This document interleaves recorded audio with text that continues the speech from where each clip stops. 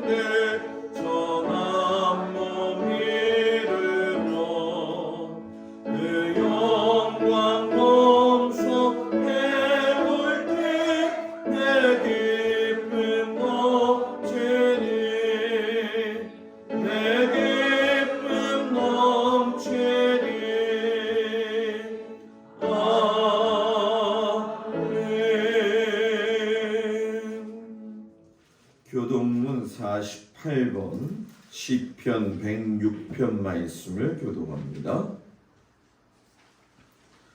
여호와여 주의 백성에게 베푸시는 은혜로 나를 기억하시며 내가 주의 택하신 자가 형통함을 보고 주의 나라의 기쁨을 나누어 가지게 하사 우리가 우리의 조상들처럼 범죄하여 우리의 조상들이 애굽에 있을 때 주의 기이한 일들을 깨닫지 못하며 주의 크신 능력을 기억하지 아니하고 바다하고 물에서 돌아가려나이다. 그러나 여호와께서는 자기의 이름을 위하여 그들을 구원하셨으니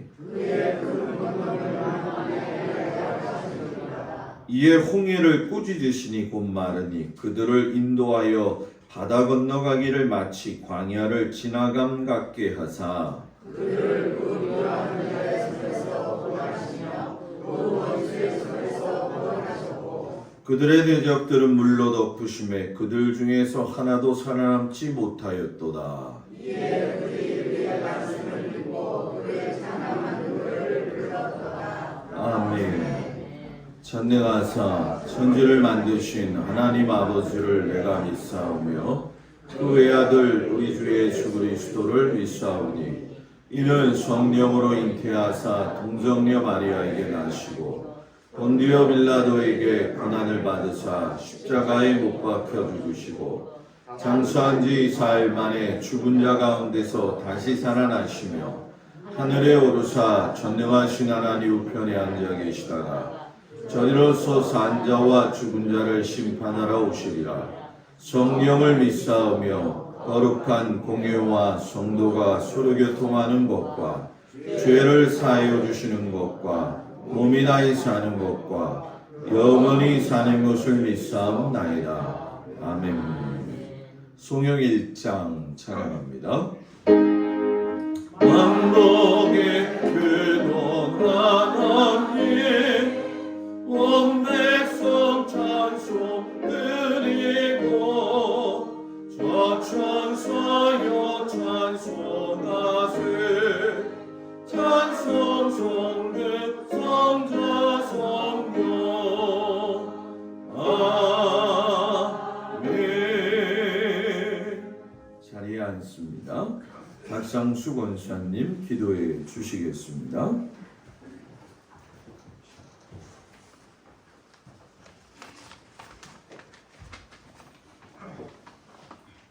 다 같이 기도하시겠습니다. 사랑과 은혜가 풍성하신 하나님 아버지, 주님께서 우리를 위하여 베푸신 은혜와 사랑을 감사드립니다. 사랑의 하나님, 길을 잃고 헤매던 우리들을 주님의 빛 가운데로 인도하셔서 항상 소망을 갖고 세상을 살아가게 하시니 또한 감사드립니다. 주님께서는 아무든지 나를 따라오려 하거든 자기를 부인하고 자기 십자가를 지고 나를 쫓으라고 말씀하셨지만 우리는 그 반대로 살았습니다. 자기 십자가를 부인하고 세상과 타협했으며 구별된 삶이 아니라 끝없는 욕심과 시기와 질투 등 세상에 많은 때를 묻히며 살아왔음을 고백합니다. 사랑의 하나님, 이 풍성한 별질의 계절을 맞이하여 모두가 충만하고 만족한 가을가지가 되게 하여 주시옵소서. 사랑의 하나님, 이 나라와 이 민족을 마지막 때 기억에 들어주시고 이 나라가 정치적으로 곤란한 가운데 있지만 하나님께서 모든 위정자들을 세우신 줄 믿습니다. 정치 지도자들이 하나님을 두려워하고 백성들을 사랑하는 마음으로 모든 직책을 감당하게 하여 주시옵소서. 하나님, 우리 교회를 사랑해서 부흥시켜 주시니 감사합니다. 우리 목사님 청주 목회자 성전 세미나 잘 마치시고 오셔서 더욱 감사합니다. 또한 우리 교회 성도님들 하나도 아프지 않게 도와주시고 목사님을 통하여 귀한 말씀이 증거될 때 새롭게 깨닫고 저희들의 마음이 변화될 수 있도록 성령님께서 도와주시옵소서. 예수 그리스도 이름으로 기도하옵나이다. 아멘. 하늘에 계신 우리 아버지여, 이름이 거룩히 여김을 받으시오며 나라의 마음이시며 뜻이 하늘에서 이루어진 것 같이 땅에서도 이루어지이다. 오늘날 우리에게 일용할 양식을 주옵시고 우리가 우리에게 죄 지은 자를 사하여 준 것 같이 우리 죄를 사하여 주옵시고 우리를 시험에 들지 말게 하옵시며 다만 악에서 구하옵소서. 나라와 권세와 영광이 아버지께 영원히 있사옵나이다. 아멘.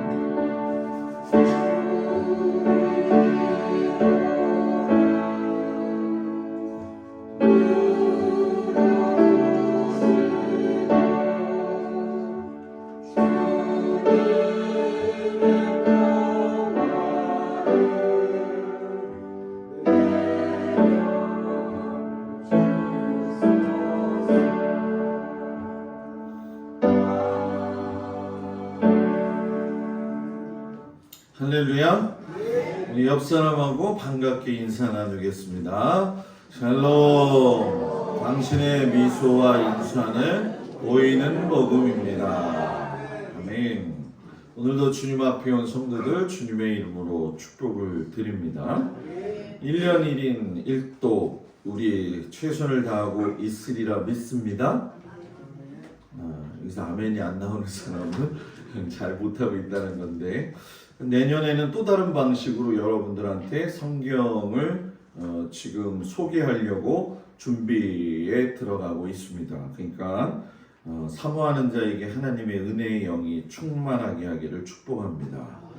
오늘 주일 저녁 예배 참 중요하죠. 모든 분들 또 성도들이 좀 같이 참석해 주시면 좋겠는데, 우리가 선교하는 선교사님들, 목사님들은 그저 물질로만 도와주는 것이 아니라 기도로 또 오시면은 귀하게 섬겨서 또 잘 감당해야 될 줄 믿습니다.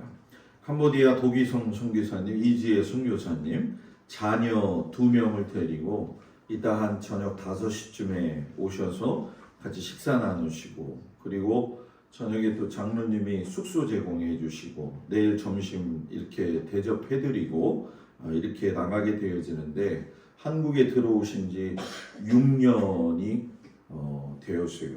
주중에 선교사님들하고 연락이 됐는데, 이지혜 선교사님이 가슴에 멍이 좀 큰 게 있어가지고 제거하는 간단한 수술까지 이제 받으시고 그렇게 다니신다고 이야기를 하더라고요. 저녁에 김찬자 원사님 선교부장님 사회 봐주시고, 특성기획위원회에서 감당해 주시고, 우리가 예물 시간 교회에서도 준비하지만 정성스럽게 다들 모아가지고 하나로 해서 이렇게 드릴 수 있도록 우리가 같이 힘써 주시고 잘 나오셔야지 됩니다. 그래서 추수감사주일 저녁도 우리 개구먼 이성미 집사님 오시는데 빈자리가 있으면 안 되잖아요, 그죠? 오늘 여러분들 저녁에 많이 참석해 주시고, 2022년 회기가 얼마 안 남았습니다. 이번 10월 달은 5주가 되어지는데, 이제 이번 주 빼고 다음 주까지 하면은 딱 5주 남았습니다. 그러니까 최선을 다해서 열매 맺는데 여러분들 같이 힘써 주시고, 교회가 주님 안에서 건강하게 자랄 수 있도록 한마음 한뜻이 되어지기를 축복합니다. 저는 내일 모레 이 저희 학번들 동호회 모임이, 동기 모구의 모임이 있는데 보통 이제 멀리서 했는데 요번에는 강화에서 한대요. 왜 웃는지 모르겠지만, 그래서 내일 제가 갔다가 저는 저녁에 늦게라도 올 겁니다. 집이 여기인데 못하라 거기서 잘 필요가 없잖아요. 그래서 화요일날 새벽 예배는 정상적으로 인도되어진다는 거 기억을 좀 해주시기 바랍니다. 우리 제주도 가는 거 거의 마무리가 되었는데 17명입니다. 한 명 더 가시면 짝수가 돼서 좋을 것 같다. 이거는 그냥 말씀을 드리는 겁니다. 그리고 한정수 장로님 오늘 오셨는데 이로쓰라고 말씀을 좀 드리기에는 그렇고, 우리 한정수 장로님이 참 오셔서 감사한데 박수로서 우리 장로님 격려해 드릴까요? 네.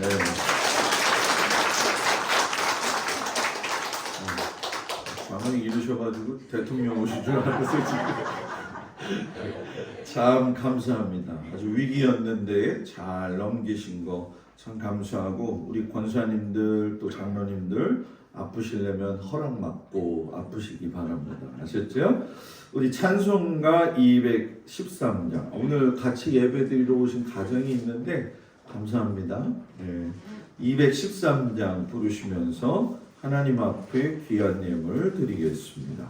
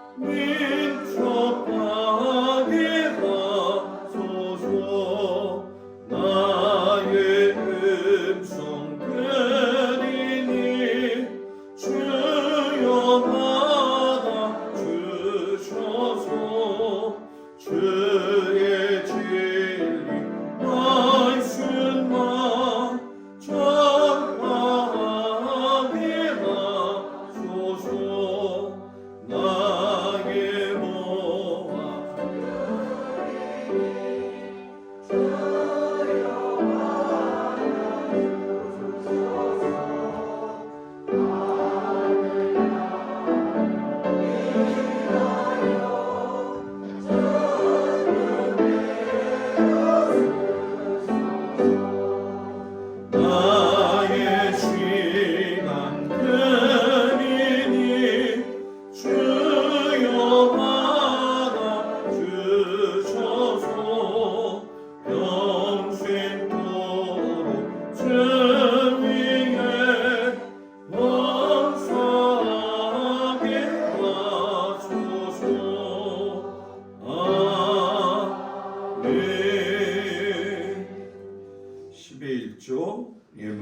한순례 권사님, 조기태 권사님, 정복동 권사님, 고승호 집사님, 김찬자 권사님, 김필권 장로님, 강민숙 권사님, 장소건 집사님, 김홍열 권사님, 곽덕일 권사님, 김수자 집사님, 박상수 권사님, 김정자 권사님, 한정수 장로님, 박청자 권사님, 김종숙 권사님, 강홍순 권사님, 김동수 목사, 김동국 권사, 김현희 권사, 감사의물, 신종표 집사님, 김영옥 권사님, 박정희 권사님, 광야의 길에 사막의 강을 주심을 감사합니다. 백봉래 권사님, 김종민 조혜인, 김영미 오소연, 김필건 장로님, 강민숙 권사님, 김태견, 태귤, 김동수 목사, 김지영 사모, 또 무명으로 하나님 앞에 드렸습니다. 곽덕일 권사님, 김수자 집사님, 박상수 권사님, 김정자 권사님, 한종수 장로님, 박청자 권사님, 김종숙 권사님, 강옥순 권사님, 부인의 장로님, 조군자 권사님, 최영애 권사님, 유영애 권사님, 선교 예물, 강병식 권사님, 오정희 권사님, 한병렬 권사님, 김혜도 권사님, 정광태 권사님, 이복순 권사님, 김정인 권사님 드렸습니다. 기도합니다. 아버지 하나님의 놀라우신 그 은혜와 사랑으로 지나간 한 주간도 하나님의 품 안에 저희들 품어주시고 오늘 이렇게 거룩한 주일 주님 앞에 나와 하나님께 예배할 수 있음을 감사드립니다. 우리의 목숨의 연한이 우리에게 달려있지 아니하고 하나님께 달려있음을 고백합니다. 지금까지 달려온 삶의 여러 나날들 중에 여러 가지 어렵고 힘든 일들도 있었지만 빛되신 우리 주 예수 그리스도를 바라보며 온전히 주님을 섬기며 갈 수 있는 믿음의 귀한 백성들 되어지기를 간절히 기도하고 원합니다. 각자의 삶을 하나님께서 축복해 주셔서 그 일터에서 생활 현장에서 가정에서 애쓰고 수고하고 피땀 흘리며 최선을 다한 모든 성도들이 하나님의 것을 주셨기 때문에 하나님의 것으로 또한 바치는 이 귀한 손길들을 주님 기억하여 주시고 주님 흠양하여 주시기를 간절히 기도하고 원합니다. 특별히 아버지 11조와 감사로 드리는 예물 가운데 함께 하셔서 더욱더 감사할 것이 넘쳐 흐르게 하여 주시옵시고 선교예물로 드리는 귀한 예물을 하나님 받아주셔서 가장 약한 곳에서 애쓰고 수고하는 모든 선교사님들과 목사님들을 주님께서 위로하여 주옵소서. 특별히 성도들 가운데 하나님 우리 연로한 장로님 권사님들 주님 붙들어 주셔서 아버지 한 해가 마무리되어져 가고 있는데 건강 주심을 감사하면서 아버지 이번 겨울도 주님의 도우심으로 잘 지내게 하시고 내년을 즐겁게 맞이할 수 있도록 도우시고 인도하여 주옵소서. 육신의 연약함을 가지고 있는 성도들이 있습니다. 주님의 피 묻은 손으로 어루만져 주시사 우리 주 예수 그리스도의 보혈로 깨끗게 하시고 힘있게 하시고 발에 아버지여 은혜를 헛입게 하여 주시옵소서. 우리의 예물을 주님 받아주시니 감사드리며 예수님 이름으로 기도드렸습니다. 아멘.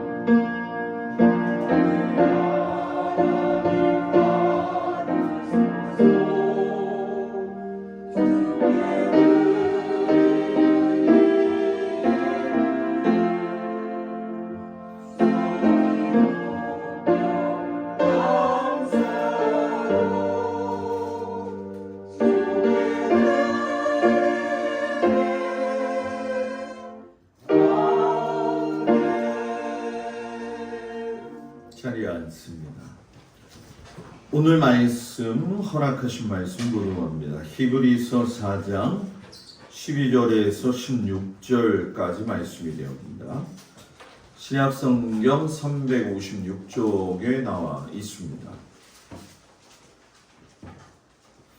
히브리서 4장 12절에서 16절까지 말씀 신약성경 356쪽에 나와 있습니다. 말씀을 봉독해 올립니다.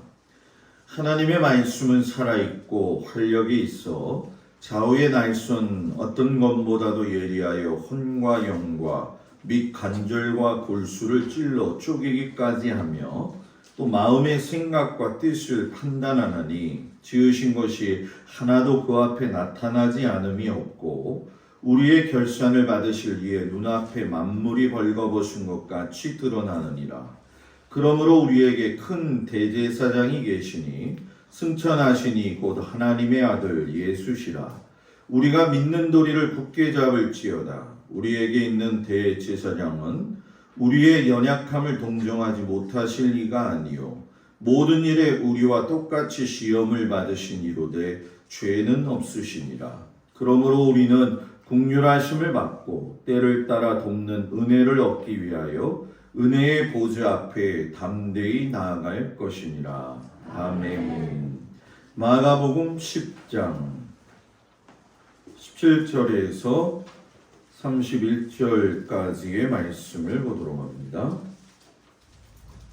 마가복음 10장 17절에서 31절까지 말씀, 신약성경 71쪽에 나와 있습니다.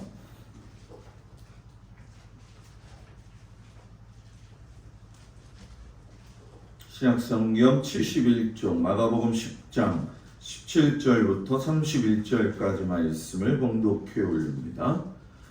예수께서 길에 나가실새 한 사람이 달려와서 꿇어 앉아 묻자오되 선한 선생님이여 내가 무엇을 하여야 영생을 얻으리까?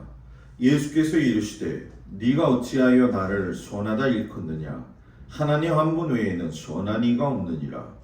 내가 계명을 안 하니 살인하지 말라, 간음하지 말라, 도둑질하지 말라, 거짓 증언하지 말라, 속여 빼앗지 말라, 내 부모를 공경하라 하였느니라. 그가 여짜오되 선생님이여 이것은 내가 어려서부터 다 지켰나이다. 예수께서 그를 보시고 사랑하사 이르시되 내게 아직도 한 가지 부족한 것이 있으니 가서 내게 있는 것을 다 팔아 가난한 자들에게 주라. 그리하면 하늘에서 보화가 내게 있으리라. 그리고 와서 나를 따르라 하시니 그 사람은 재물이 많은 고로 이 말씀으로 인하여 슬픈 기색을 띠고 근심하며 가니라. 예수께서 눌러보시고 제자들에게 이르시되 재물이 있는 자는 하나님의 나라에 들어가기가 심히 어렵도다 하시니 제자들이 그 말씀에 놀라는지라. 예수께서 다시 대답하여 이르시되 얘들아 하나님의 나라에 들어가기가 얼마나 어려운지 낙타가 바늘귀로 나가는 것이 부자가 하나님의 나라에 들어가는 것보다 쉬우니라 하시니 제자들이 매우 놀라 서로 말하되 그런즉 누가 구원을 얻을 수 있는가 하니 예수께서 그들을 보시며 이르시되 사람으로는 알 수 없으되 하나님으로는 그렇지 아니하니 하나님으로서는 다 하실 수 있느니라. 베드로가 여짜와 이르되 보소서 우리가 모든 것을 버리고 주를 따랐나이다. 예수께서 이르시되 내가 진실로 너희에게 이르노니 나와 복음을 위하여 집이나 형제나 자매나 어머니나 아버지나 자식이나 전토를 벌인 자는 현세에 있어 집과 형제와 자매와 어머니와 자식과 전토를 100배나 받되 박해를 겸하여 받고 내세에 영생을 받지 못할 자가 없느니라. 그러나 먼저 된 자로서 나중되고 나중된 자로서 먼저 될 자가 많으니라. 아멘. 샬롬 찬양대 하나님 앞에 찬양해 주시겠습니다.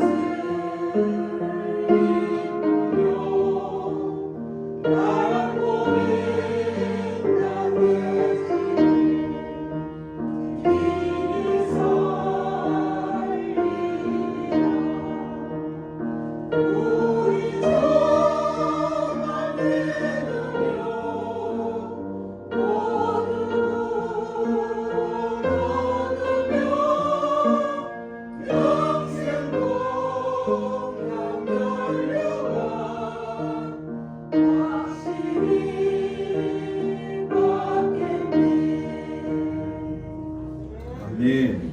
기도합니다. 길이 아닌 곳에서 길을 찾으려 하지 말고 오직 길 대신 예수 그리스도를 바라보며 살 수 있는 저희들 되어지도록 주님 힘주시기를 간절히 기도하면서 저희들에게 큰 은혜 내려주시기를 예수님의 이름으로 기도드렸습니다. 아멘. 할렐루야. 오늘 이 아침 주님 앞에 온 성도들 주의 이름으로 축복을 드립니다. 우리 옆 사람하고 한번 인사할까요? 한 주간도 잘 지내셨습니까? 잘 지내신 것 같아서 감사합니다. 이번 주에 주일날 지난주죠. 저녁에 예배 끝나고 출발해서 밤 한 11시 20분쯤에 청주에 도착해서 보통 2박 3일 세미나를 진행을 하는데 3일 동안 한 타임에 2시간 반씩 해서 5번 해가지고 한 12시간을 했는데 시간이 모자랍니다. 청주에 가면서 느낀 거 코로나 이후에 너무나도 많은 목사님들, 교회들이 대단히 힘들다. 교회가 많이 허물어졌어요.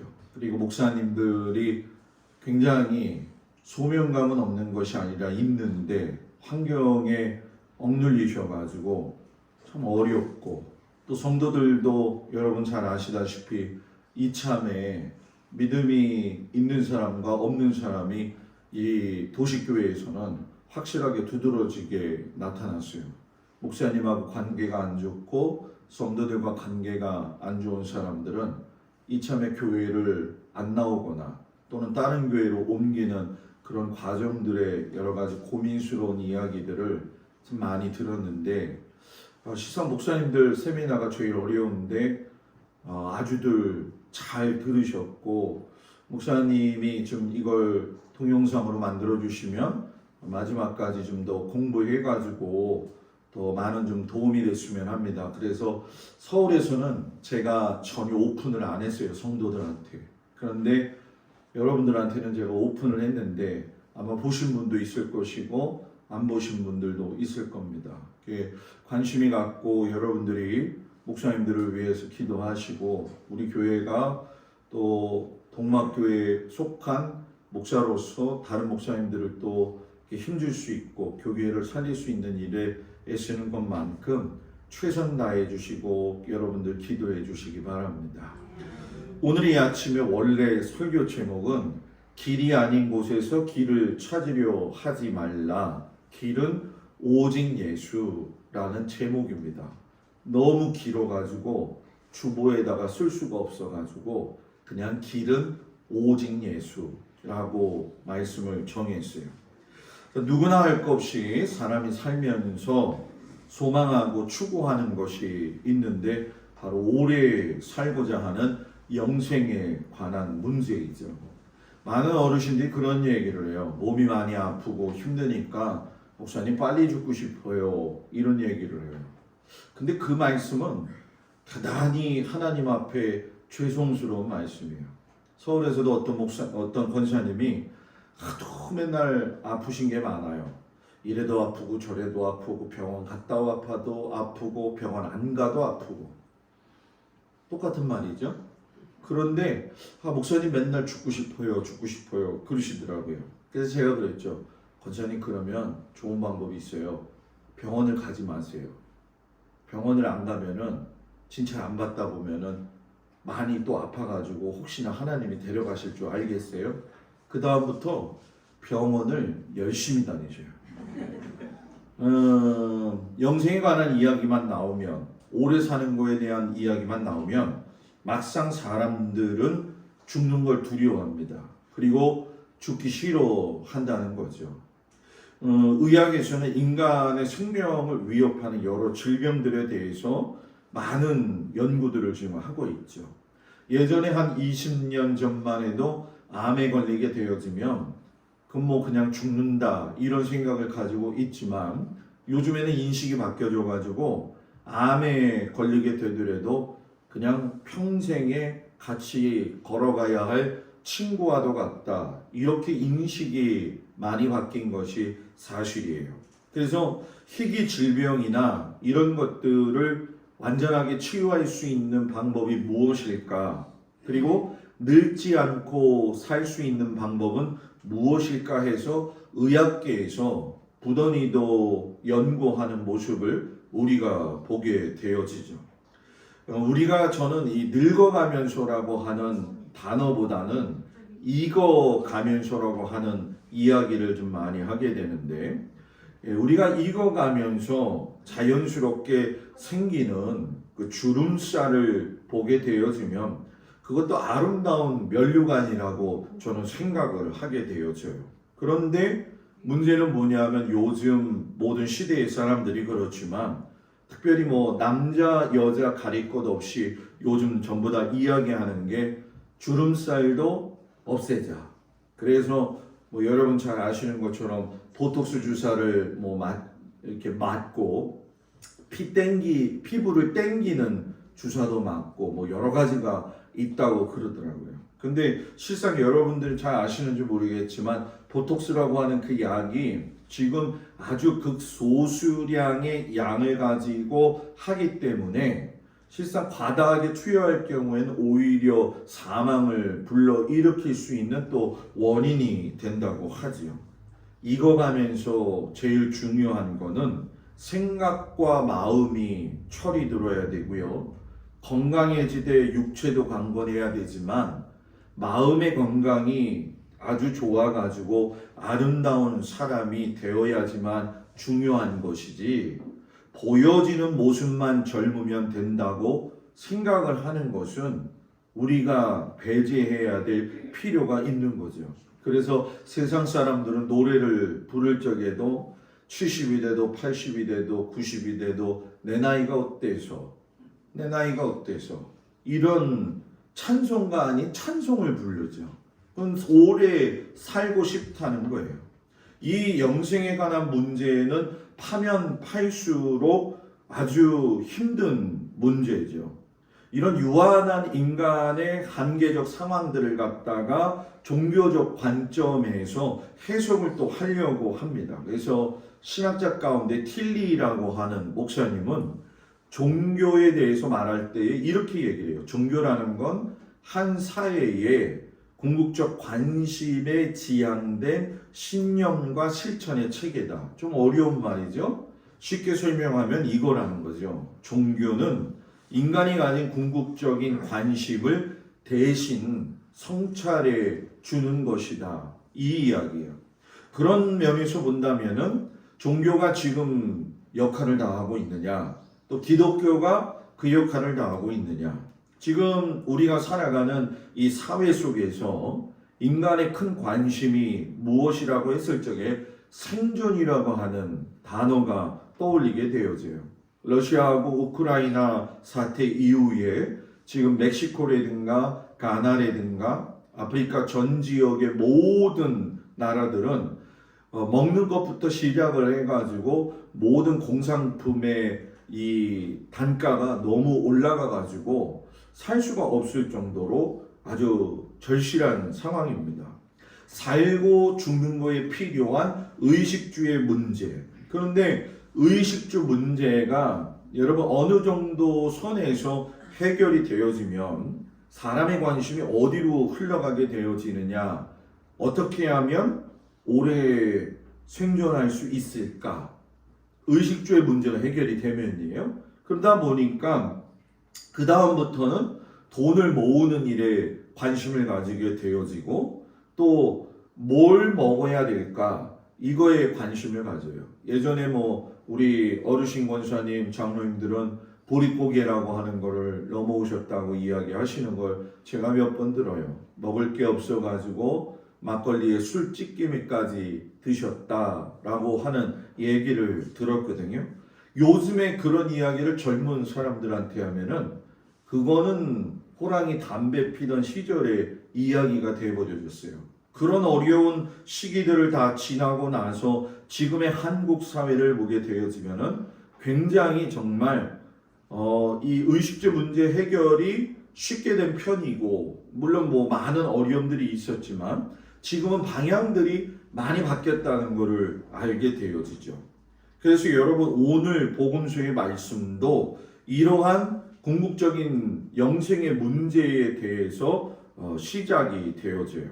어떤 젊은 청년이 17절 말씀해 보니까 찾아와서 그런 이야기를 하죠. 예수님한테, 선한 선생님이여, 내가 무엇을 하여야 영생을 얻으리이까?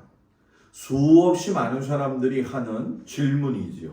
역사의 시간을 보게 되어지면 먼저 간 사람들도 마찬가지고 올 사람들도 그렇고 여전히 살아가고 있는 우리들에게도 여지없이 묻는 질문인데, 문제는 뭐냐? 풀리지 않는 숙제라는 거죠.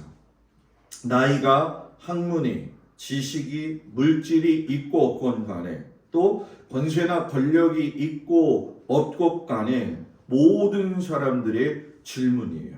이 질문을 젊은 청년이 예수님 앞에 나와서 이야기했다는 건 매우 아주 드문 일이죠. 요즘 한국의 청년 세대들은 어떤 생각을 가지고 여러분들 살고 있을 거라고 생각을 하시나요? 실상 요즘의 한국의 청년들, 젊은 사람들의 이 생각은 30대 중반 이후까지도 40대 초반까지도 보게 되면 가장 중요한 관심사는 뭐냐면 어떻게 잘 살 거냐라고 하는 것에다가 초점을 맞추고 있어요. 그리고 결혼하지 못한 청년들은 어떻게 결혼을 해서 집을 장만할 것이냐. 그리고 40대 이후 이전부터 그렇지만은 노후 생활을 어떻게 준비할 것이냐. 그리고 자녀들을 낳아서 키우자니 돈이 필요하고, 그러다 보면 뭐 노후 생활도 하지 못하니까 낳지 말자. 이런 딩크족들이 많이 나타나게 되어진 거죠. 그런 면에서 본다면 한국의 이 시대는 실상 굉장히 암울합니다. 앞으로 30년 후에 전 세계에서 인구 감소율이 우리나라가 1위가 되어진다고 하잖아요. 어저께도 은혜교회에서 최현택 목사님이 아이들을 데리고 16명이 와가지고서는 밤 10시쯤 갔어요. 와가지고서는 다 식사하고 먹이고 아이들이 발랄하게 웃고 얘기를 제가 일부러 넌지시 물어봤죠. 저도 교육 쪽에서는 굉장히 지금 많이 떨어진 입장이었으니까. 그런데 제가 한 가지 질문을 던졌어요. 너희들은 이 다음에 뭐가 되고 싶니? 그랬더니 여러분, 그 아이들한테 다 물었는데 한 명 아이만 이야기를 해요. 목사님, 어린이집 교사가 되고 싶어요. 딱 그 한 명만 이야기하더라고요. 그러니까 비전이 무엇인지도 모르고, 비전을 어떻게 이루는지도 모르고, 내가 어떻게 살아야 할지도 모르는 게 이 한국의 현실이라는 얘기죠. 그런 의미에서 보면 젊은 청년이 오늘 성경에 보니까 달려와서 꿇어 앉아서 묻자오되, 얼마나 간절했는지 달려와가지고 꿇어 앉았다라고 이야기해요. 그리고 예수님을 부르는 그 겸손의 모습을 보게 되어지면 선생님이라고 이렇게 부르죠. 요즘처럼 어른을 무시하는 세대 가운데에서 이렇게 예수님을 선생님으로 이야기한다면은 얼마나 예의가 바르겠어요. 그런데 이 정중하게 예의를 가지고 영생의 길에 대해서 예수님에게 질문을 한 거죠. 근데 예수님이 이 문제 앞에서 뭐라고 이야기하냐면, 이 영생의 문제를 말씀하시면서 본질적인 하나님의 사람이 어떠한 삶의 태도를 가지고 살아야 되는지에 대해서 말씀을 했어요. 그래서 네가 계명을 안 하니 살인하지 마, 간음하지 마, 도둑질하지 마, 거짓 증언하지 마, 속여 빼앗지 마, 너의 부모를 공경하라. 근데 그의 이 질문에 대한 그 친구의 대답은 완벽했다는 거예요. 뭐라고 이야기하냐면 이것은 내가 어려서부터 다 지켰나이다. 이렇게 이야기를 하죠. 완전히 완벽하게 사는 거예요. 유대인들은 13세에 바르 미츠바라고 하는 성인식을 하게 되어집니다. 그 성인식을 기점으로 해서 13살이 되어지게 되면 자신의 인생 가운데에서 신앙의 결정, 하나님 앞에서의 말씀을 배우는 모든 노력, 자신의 인격, 모든 것들을 책임지는 나이가 되게 되어지죠. 13세 이전까지는 엄청나게 부모의 사랑을 많이 받고 자라지만 13세 이후에 성인식을 하게 되면 나름대로의 큰 무게와 짐을 지게 되기 때문에 부모님들이 엄청나게 혹독하게 신앙 훈련을 시켜요. 그러니 이 청년의 말을 보게 된다면은 내가 13살부터는 뭐예요? 계명을 완벽하게 지켰다는 거예요. 여러분, 자절을 보세요.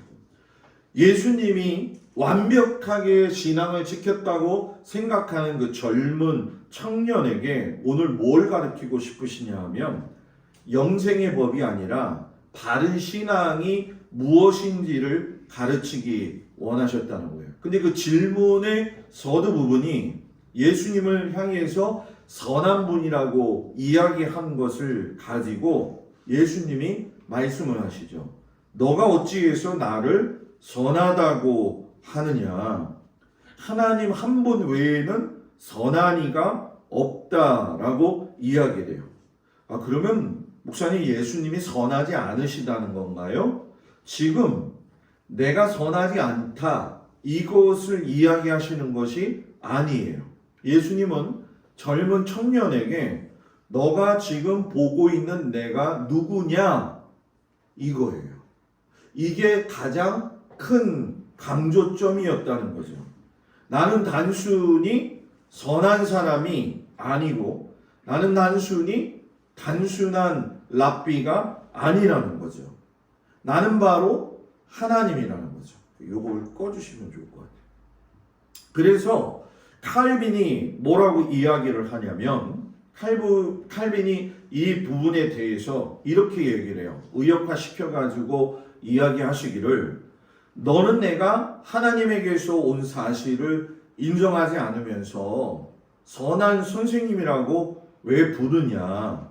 선한 선생님이라고 나를 부르기 전에 너가 하나님에게서 내가 왔다라고 하는 걸 먼저 알았으면 좋겠다. 이렇게 이야기를 의역화시키셔가지고 칼빈이 이야기를 했죠.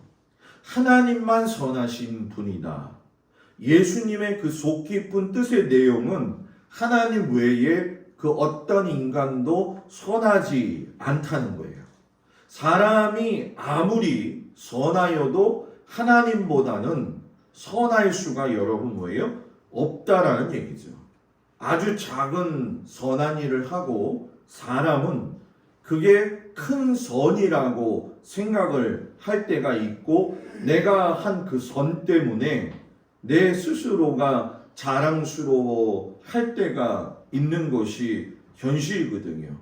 그러니까 이때의 선한 문제가 끝나고 나니까 우리들의 공통적인 축제 이야기를 이 청년이 얘기하죠. 내가 무엇을 하여야 영생을 얻으리까? 여러분들은 영생에 관심이 있어요, 없어요? 네? 주일 아침 너무 경건해서 네?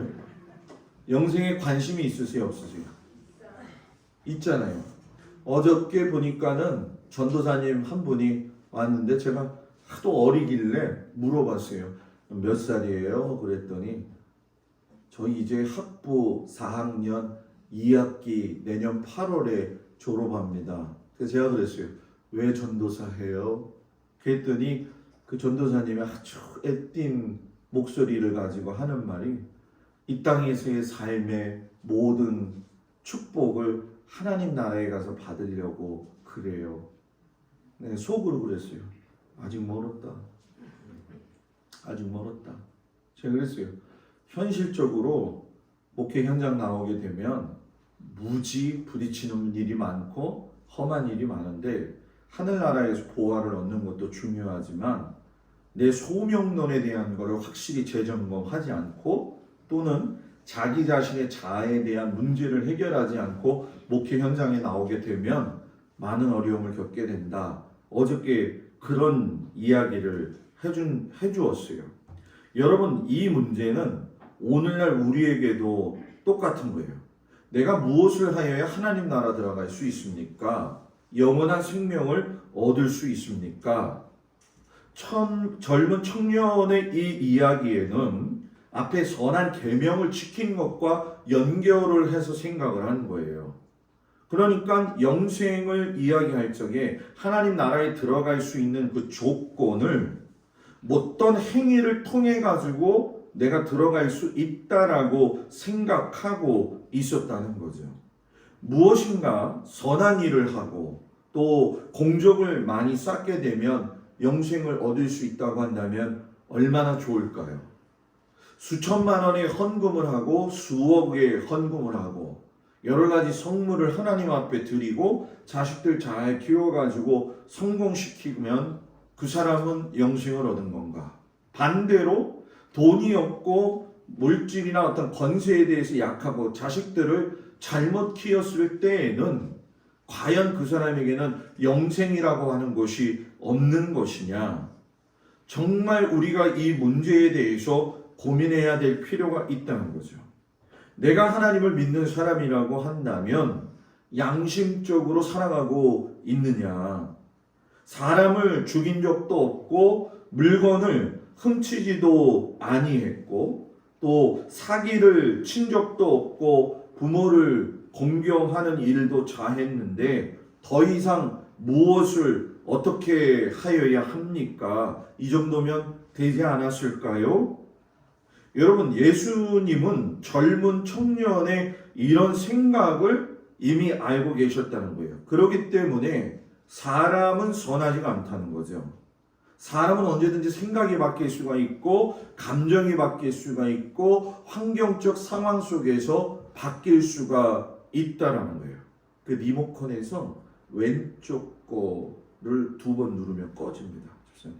예. 감이 있다. 인간의 어떤 선한 것이 하나님의 선하심과 비교될 수 있느냐라는 거예요. 내 의가 드러나면 그때부터 신앙은 내 신앙이 아니라는 얘기죠. 나 계명 다 지켰어요. 이때의 계명을 지켰다는 그 선함이 그 청년의 우상 숭배가 되어졌다라는 거예요. 그 우상이라고 하는 것이 바로 이것이라는 거죠. 그 앰프 위에 보시면은 그 리모컨 있잖아요. 기다란 거. 앰프 위에 리모컨. 거기 바로 옆에. 네, 그 빨간 단추. 조그만 거 말고 큰 거에 맨 왼쪽 거 2번 누르시면 된다. 네. 이걸 향해서. 사모님 좀.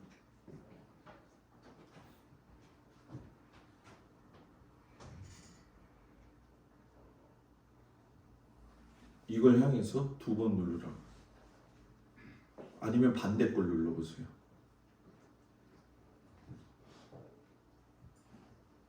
네, 됐어요.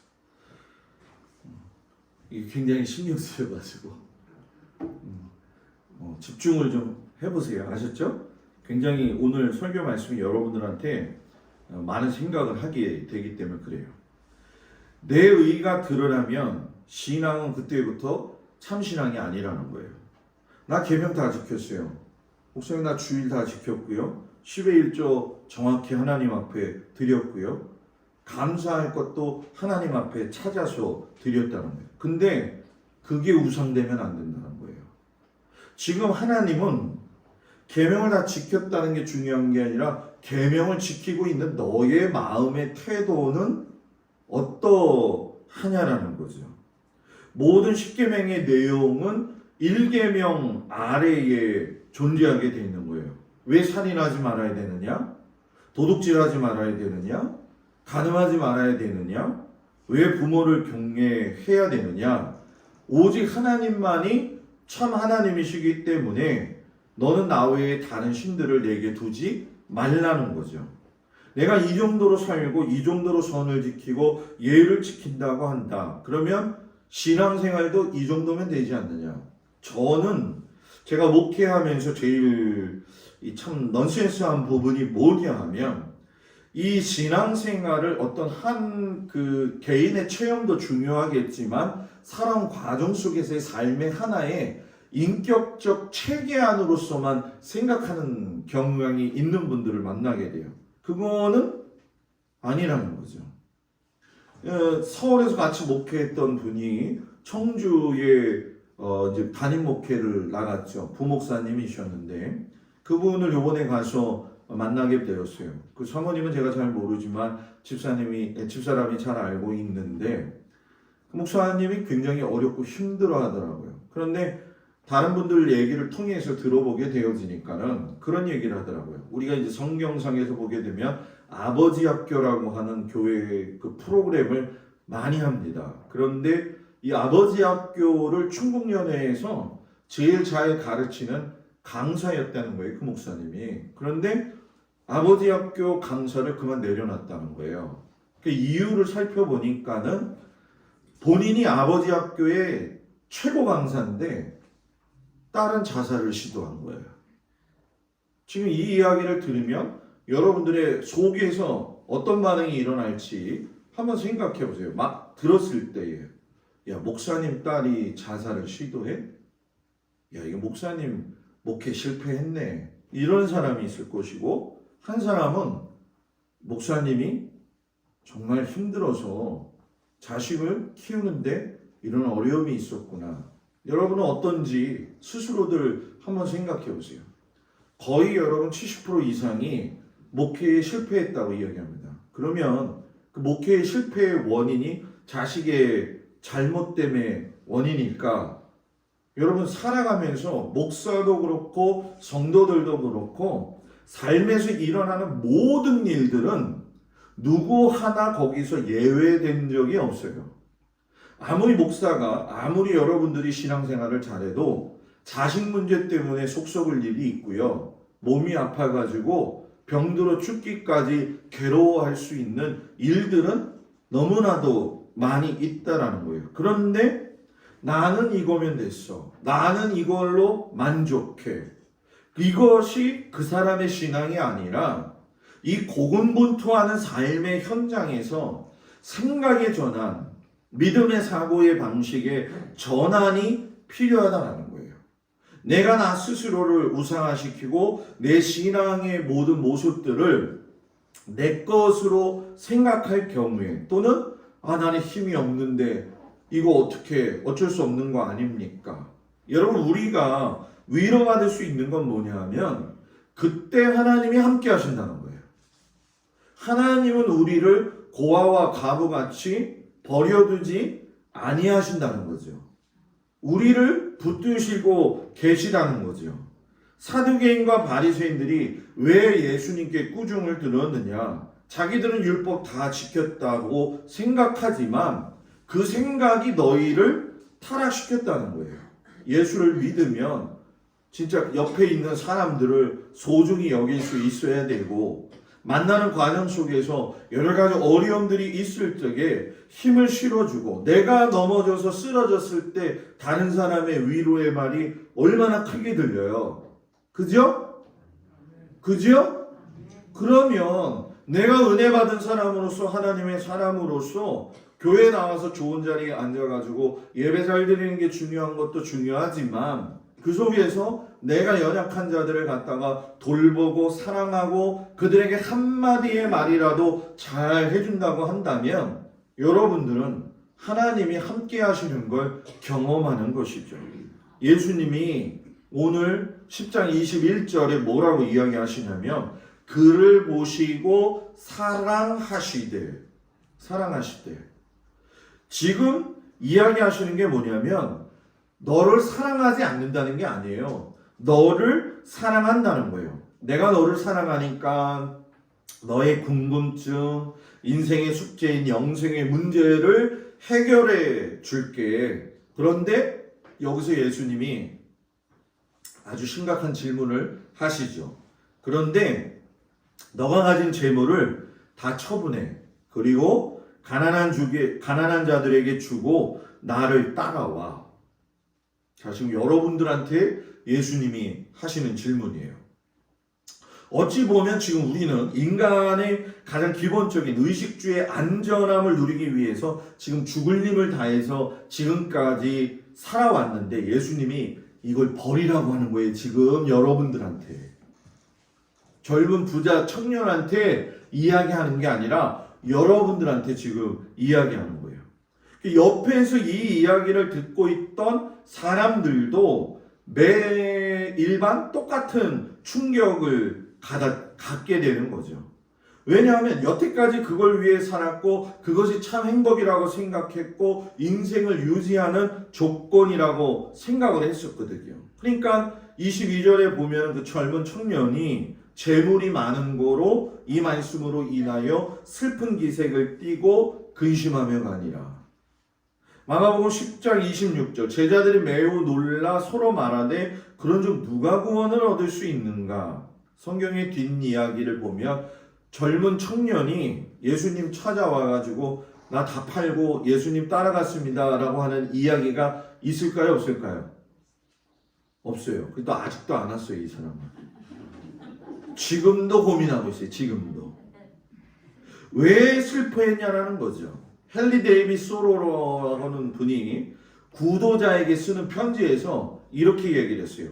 자신이 사랑하는 일을 하세요. 그런데 너무 도덕적으로 살지 마세요. 그렇게 하면 삶의 많은 부분에 있어서 자신을 속이게 될 겁니다. 도덕적 이상의 삶을 살아야 됩니다. 그저 좋은 사람만 되지 말고 무언가 좋은 일을 하십시오. 자, 이 얘기가 무슨 얘기인지 아세요? 신앙은 도덕적 행위를 사는 것이 아니라는 거예요. 인격적으로 고상한 삶을 사는 게 아니고 또 우리가 착각하고 있는 것 중에 착하게 살면 신앙생활 잘하고 하는 것도 아니라는 거죠. 인간적인 도리를 가지고 사는 것이 신앙생활은 아니라는 거예요. 여러분과 제가 자식을 키우는데 자식 키우는 이유가 뭡니까? 이유가 있나요? 낳아놨으니까 어쩔 수 없이 키우나요? 물론 요즘 젊은 세대를 보게 되면은 자녀 낳아서 그냥 버리기도 하고 때리기도 하고 굶어서 죽이기도 하는 거 보면 진짜 만세가 됐다라고 하는 건 느끼는데 뭐 여러분도 그렇고 저도 그렇지만은 자녀들을 낳았을 때 그 자녀를 갖다가 키우는 건 보상이 아니잖아요. 그저 사랑 하나 때문에 사랑하는 거잖아요. 사랑하면서 그저 키우는 거죠. 내가 아버지니까, 내가 어머니니까 어쩔 수 없이 키울 수밖에 없다. 그런데 자식 키우다 보면은 이해가 될 때가 있어요? 없어요? 이해되지 않을 때가 많습니다. 뭐 예를 들면 이런 거죠. 내가 이러려고 저 자식을 키웠나?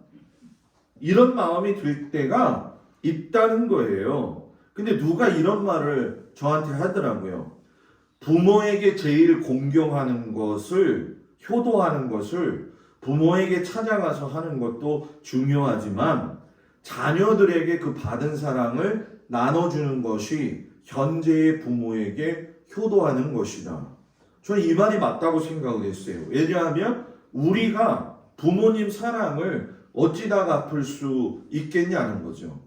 많은 자녀들이 부모님이 돌아가시면 그때 내가 뭐예요? 잘할 걸. 신앙생활도 그래서 천국에 가면 껄껄하는 사람만 많대요. 나도 예수 잘 믿을 걸. 예배 잘 참석할 걸. 다른 사람 사랑할 걸. 그래서 껄껄이가 많다고 얘기를 하더라고요.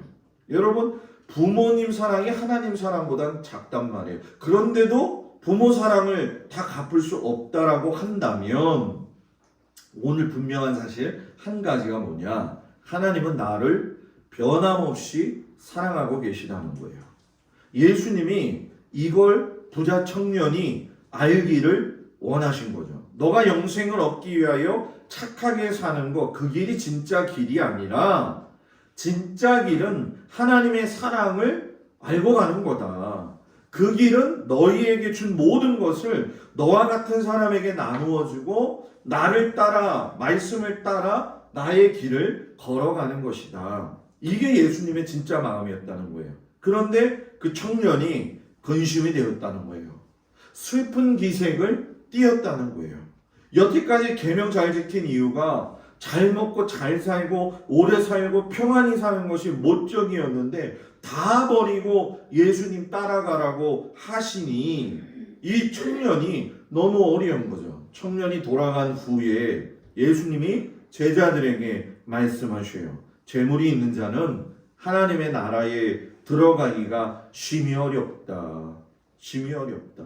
얘들아, 하나님 나라 들어가기가 얼마나 어려운지 낙타가 뭐라고요? 바늘기로 나가는 것이 부자가 하나님의 나라에 들어가는 것보다 쉽다. 지금 여러분 이 말씀을 들으면서 놀래야 돼요. 하나도 안 놀래니까 제가 놀래잖아요 지금. 네? 낙타가 바늘기 들어가는 것보다 뭐라고요? 어렵다라고 하는 걸 이야기하면서 하나님 나라 들어가는 거 믿는 사람은 이거보다 또 더 쉽다고 얘기해요. 저 낙타 직접 보셨죠? 안 보신 분들은 다음 주에 서울대공원을 찾아가서 낙타를 꼭 보고 오십시오. 낙타. 우리 한번 가서 보면 그것도 좋겠네 또. 그죠? 낙타 무지 큽니다. 여러분들이 생각하는 것보다 정말 큽니다. 우리 김정희 권사님네 소보다 큽니다. 네. 소보다 큽니다. 이게 낙타가 바늘기로 들어갔다. 그런데 이 바늘기에 들어갔다는 얘기를 들으니 이거 암담한 거죠. 이거 다 갔다. 못 갔다. 이거 어떻게. 근데 우리가 여러분 예수 믿으면서 제일 목사님들이 하시는 말씀 중에 또 듣기도 좋고 여러분도 은혜 받는 말씀이 있어요. 그게 뭐냐면 들어가도 복을 받고 나가도 복을 받고 구하지 않은 것도 다 주시옵고. 이게 구약이 말하는 관점이잖아요. 축복의 증거라고 생각했던 그 재물이 이제는 신약 시대에 와서는 여러분 뭐예요? 천국에 들어갈 수 없다라고 바뀐 거예요. 그러면 목사님 가난하게 살아야 천국에 들어갈 수 있는 건가요? 가난하게 살아야 천국에 가는 건가요? 예수님이 말씀하시죠. 사람으로는 할 수 없으되 하나님으로는 그렇지 아니하니 하나님으로서는 다 하실 수 있느니라. 자, 여러분 이게 무슨 얘기입니까? 구원의 문제, 영생의 문제, 하나님의 권능과 은혜를 경험하는 그것은 인간의 어떠한 수단을 가지고도 해결이 안 된다는 거예요. 예수가 오직 그 길이고 예수가 아니면 하나님 나라에 들어갈 수가 없다는 거죠. 우리의 작은 행위를 통해서 구원을 얻는 것이 아니라, 물론 야고보서에서 얘기하는 건 예수 믿는 사람은 당연히 이런 삶을 살아야 된다. 저는 목사님들한테도 그렇고 성도들한테도 그렇지만 진정한 복음인은 진정한 율법인이 되고 진정한 율법인은 진정한 복음인이 된다. 예수 믿는 유대인들, 메시아닉 주들은 예수님을 믿으면서 동시에 율법을 다 지켜 행합니다. 어쩌면 그 모습이 오늘 우리에게 필요하다는 거죠. 아브라함이 믿음의 조상이 된 것이 아브라함의 행동의 의로움 때문에 된 거냐? 아니라는 거예요. 요셉이 감옥에 갇혔다가 꿈을 잘 해석해가지고 애굽의 총리가 된 것이 요셉의 의로움 때문이냐? 아니라는 거죠. 내가 지금 예수님 믿게 된 것이 내 의로움 때문이라는 거죠. 아니라는 거예요. 오직 예수밖에 없다는 거죠. 구원의 길, 영생의 길은 오직 예수님밖에 없다는 거예요. 예수님이 돌보지 않으셨다면 저와 여러분은 여기에 존재할 수도 없거니와 존재하지 않고 하나님 나라에도 갈 때에 하나님 안에 있을 수 있다는 건 그 어떤 것들로도 해결이 될 수 없다라는 거예요. 그러니 예수님이 너가 지금 갖고 있는 그 재물이 영원할 거라고 생각하냐? 아니라는 거예요. 제가 늘 말씀드리죠. 여러분들이 가지고 있는 돈은 여러분들이 쓰지 않는다. 이게 현실이에요. 여러분 착각하면 안 돼요. 그저 돈이라고 하는 물질은 내가 살아가는 삶의 현장에서 불편하지 않게 살 수 있는 정도의 모습만 있으면 되어지는 거예요. 그래서 여러분 한국 사람 내 부자와 미국 사람 내 부자가 다른 점이 한 가지가 있습니다. 그게 무엇이냐면 미국의 사고 체계는 뭐냐면 많이 버는 사람은 많이 세금 내라는 거예요. 그게 왜 그러냐 하면은 많이 벌어서 너희 부자가 되었다고 한다면 사회에 환원해야 된다. 이게 기독교적 생각이라는 거죠. 근데 우리나라는 뭐예요? 많이 있는 사람은 더 숨겨야 되잖아요. 그죠? 그게 정답이라고 그러잖아요. 그래서 부자들이 우리 시중에 5만 원권이 많이 있지 않대요. 왜냐하면 집에다가 부자들이 쟁겨놓느냐고 5만 원권을 그렇게 갖다 놓는데요. 우리 교인들 중에도 있을까요? 네? 한번 생각해봐요. 여러분 우리 좀 생각을 좀 바꿔보자는 거예요. 내가 예수를 믿으면서 기웃기웃 거리고 있는 것이 물질의 복을 통해서만 뭔가 누리려고 하는 것은 아닌가. 정말 우리들의 삶 속에서 길을 잘못 들어가지고 걸어가고 있지는 않은가. 신앙생활의 전반적인 모든 것을 재점검해야 된다는 거예요. 하나님하고 나와의 관계, 성도들과의 나하고의 관계, 내가 목사님하고 어떤 관계를 갖고 있나, 나와 자녀들의 관계는 어떠한가, 나와 지역사회의 관계는 어떠한가. 요번에 목사님들이 좀 충격받은 것 중에 한 가지가 제가 한 말 중에 이 말이 그분들 가슴에 못이 박힌 거예요. 그게 뭐냐 하면 본연의 자세에서 넘어져도 일어서야 되고 놀아도 교회에서 놀고 목사는 설교 말씀 준비하는데 생명 걸어라. 아멘이 없으면은 그래서 목사님들이 그 말에 충격을 받았어요. 그래서 젊은 38살 되신 목사님이 첫날 저녁에 저한테 찾아온 거예요. 그러면서 목사님 그 말씀에 도전을 받아서 열심히 공부하려고 그러는데 목사님 저 좀 도와주시면 안 될까요? 그래서 제가 그랬죠. 하지 않을 거면 처음부터 이런 부탁하지 말아라 이야기를 했어요. 그러니까 그 목사님을 대하면서 제일 좀 어려운 게 있대요. 그래서 뭔데요? 첫날 만났는데 그랬더니 목사님은 하도 강조를 하시면서 자기가 그거에 대해서 확신이 있기 때문에 얘기했으니까 그거에 대해서 범접할 수가 없다고 이야기를 하더라고요. 여러분들 목사님이 잘났다고 이야기하는 건 아니에요 지금. 네? 누군가에게 도전을 주려면 그거에 대해서 자기 확신이 예수님 안에서 분명하게 세워져야 된다는 거죠. 저는 너무나 안타까운 거예요. 왜 코로나가 성도들 간에 있어서 또는 목사님과의 관계 속에서 교회를 떠나야 되는 아주 절호의 기회 찬스가 되어졌냐는 거죠. 물론 이거보다 더한 일들이 생기게 되어질 거예요. 그러나 그때에도 신앙은 지켜야 되고 신앙은 오직 예수라는 거죠.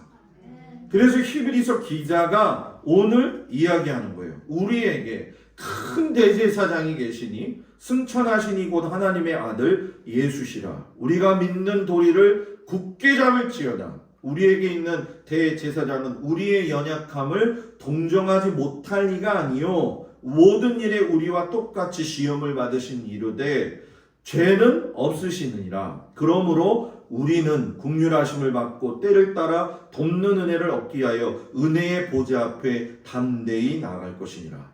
똑같이 시험 받으셨다는 거예요. 그러나 이기셨다라고 말씀하셔요. 그런 예수님이 지금 우리의 예수님이고 우리를 도와주시고 또 예수 믿는 우리는 이 예수의 생명 하나로 살아간다는 얘기죠. 바른 신앙인은 생명 대신 예수님 때문에 다른 길 가다가도 다시 돌아올 줄 알아야 되고, 삶의 존재 이유가 정말 하나님께 있구나, 그걸 깨닫고 길이 아닌 곳에서는 길을 찾으려 하지 말고 길 대신 예수님을 찾아야 된다는 거죠. 저는 우리 성도들이 우리가 시골 동막에 있다고 해서 이런 신앙의 고민 없이 그냥 하루하루 살아가는 게 아니라, 여러분, 우리에게 주어진 시간이 얼마나 소중해요. 우리 성도들이 하나님을 바로 잘 알아서 저도 그렇고 여러분도 그렇고 길 대신 예수님 때문에 믿음으로써 승리하고 오직 어떤 어려움 속에서도 하나님 붙들고 살아갈 수 있는 귀한 믿음의 백성들이 되어지기를 주님의 이름으로 축복을 드립니다. 다 같이 일어나셔서 아픈 곳에 손을 얹고 이 시간 기도하겠습니다. 오늘 주신 말씀 정말 우리에게 필요한 말씀인데, 하나님, 내가 어떻게 예수님을 믿고 따라왔는지, 주님, 내가 나의 행위나 나의 인격적인 모습으로 주님을 대하진 않았는지, 오직 예수님밖에 나의 삶의 구원자 되실 분이 없는데 어디다가 내가 기웃거리며 살아왔는지, 이 코로나 시대를 겪으면서 여러 가지 피치 못할 사정이 있다 하지만 우리가 하나님을 섬기는 일에 최선을 다했는지, 주님 불쌍히 여겨주시고 힘주시고 지켜주신다 하셨사오니 이기게 하여 주옵소서. 기도합니다. 하나님, 이 시간 우리 주 예수 그리스도의 보혈의 은혜의 능력으로 모든 성도들이 손을 얹고 기도합니다. 예수님께서 이 시간 찾아오셔서 우리 주 예수 그리스도의 보혈로 그 아픈 곳에 손을 얹고 기도할 적에 하나님께서 새 힘을 주시옵소서. 특별히 마음에 어렵고 힘든 성도들, 가정에서 여러 가지 많은 문제들, 또한 심적으로 여러 가지 어려운 문제들 있는 성도들, 아버지 하나님, 이 세상에 나기 문제 해결도 중요하겠고 물질 많은 것도 중요하겠고 건강한 것도 중요하겠지만 모든 일에 모든 곳에 우리 주 예수 그리스도가 정말로 함께 하시는지, 이에 대한 분명한 확신의 믿음을 가지고 살아가고 있는지를 나 자신이 확실하게 믿음으로 견고하게 세워서 아버지여 요동치는 이 세상 가운데서 살아갈 적에 흔들리지 않고 나아갈 수 있는 우리 귀한 성도들 되게 도와 주시옵소서. 오늘부터 아버지 또한 모든 성도들 삶의 현장으로 흩어집니다. 그 현장에서 아버지 부딪히고 넘어지고 쓰러진다 할지라도 빛 대신 우리 주 예수 그리스도를 붙잡고 살아갈 수 있는 귀한 성도들 되게 하여 주시옵소서. 선교지에 쓰고 수고하는 오늘 선교사님들도 와서 아버지 증거할 때 주님 힘내어 주시고 모든 성도들이 이와 같이 더불어 같이 기도하게 하여 주옵소서. 이제는 우리 주 예수 그리스도의 은혜와 우리를 사랑하시는 아버지 하나님의 그 놀라우신 사랑과 또한 우리를 붙드시고 인도하시는 귀한 성령님, 아버지 하나님 앞에 영생이 과연 어디에서 나는지를 심히 고민하며 오직 길 대신 우리 주 예수 그리스도만을 따라가는 우리 모든 성도들 위해 이제로부터 영원토록 함께하여 주시기를 간절히 축원하옵나이다. 아멘.